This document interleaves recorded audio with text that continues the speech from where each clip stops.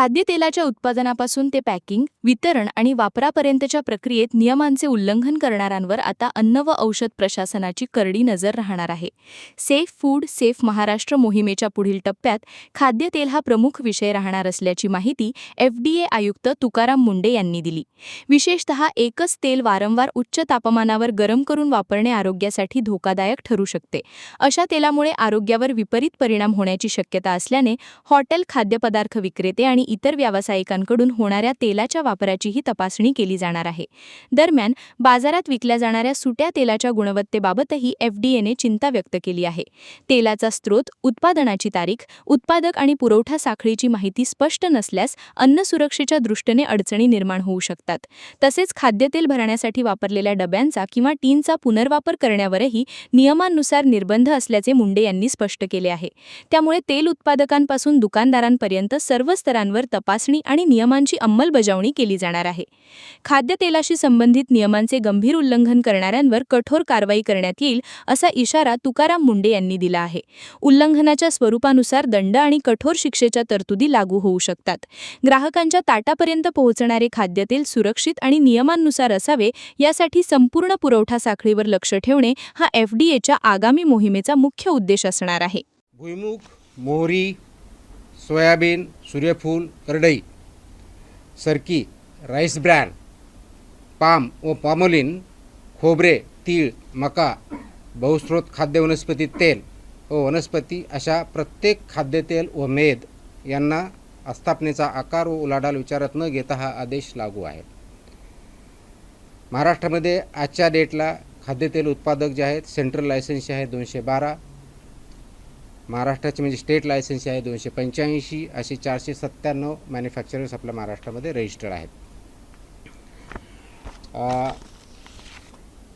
प्रमुख निर्देश याच्यामधले जे मेजर बाबी आहेत, प्रथम जे आहे रजिस्ट्रेशन आणि लायसन्सेस मॅन्डेटरी आहे. शेड्यूल 4 पार्ट 2 याच्यानुसार प्रोडक्शन करणं हे मॅन्डेटरी आहे.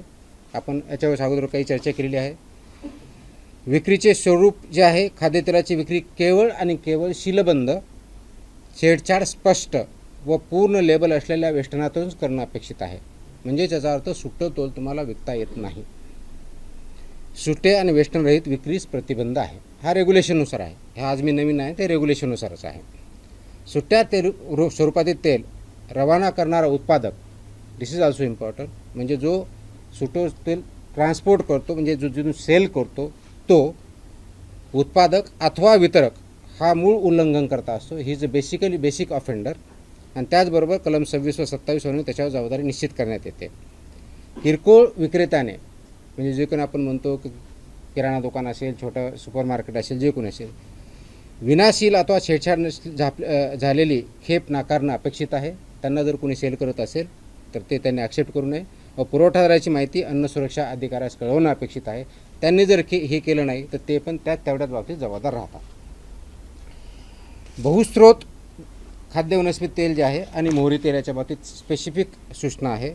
आगमार्क प्रमाणपत्रासह 15 किलोग्रॅमपेक्षा अधिक नसलेल्या सीलबंद वेष्टनातच विक्री करणं अपेक्षित आहे. वेष्टनाच्या दर्शनी भागावरती बहुस्रोत खाद्यतेल ही घोषणा असणं अपेक्षित आहे.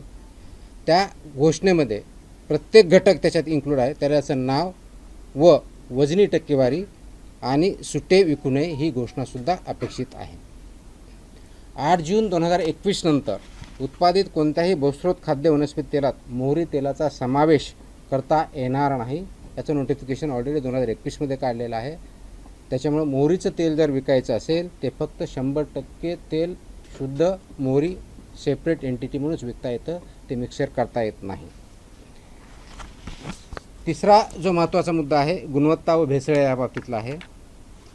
अर्जोमेन तेल, खनिज तेल, एरंडेल तेल व ट्रायऑर्थोक्रेसिल फॉस्फेट यांची उपस्थिती पूर्णतः प्रतिबंधित आहे. ऑइलमध्ये, एडिबल ऑइलमध्ये याच्यामध्ये कोणताही आयटम किती not even single particle of that can be should be available here. It's absolutely prohibited because it is unsafe.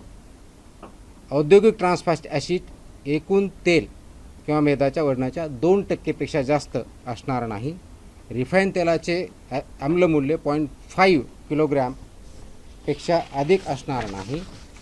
जड धातू, अफ्लाटॉक्सिन, बहुचक्रीय सुगंधी हायड्रोकार्बन्स व अविष्टक विद्रावक विहित मर्यादेत अनुज्ञेय याच्या पुढे चालणार नाही.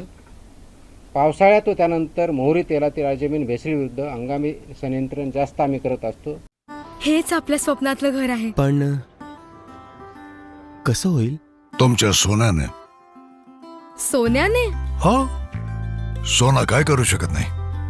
भारतातील सर्वात मोठ्या gold loan NBFC Muthoot finance कडून गोल्ड लोन घ्या आणि बस गृहप्रवेशाची तयारी करा. नमस्कार करतो बाबा.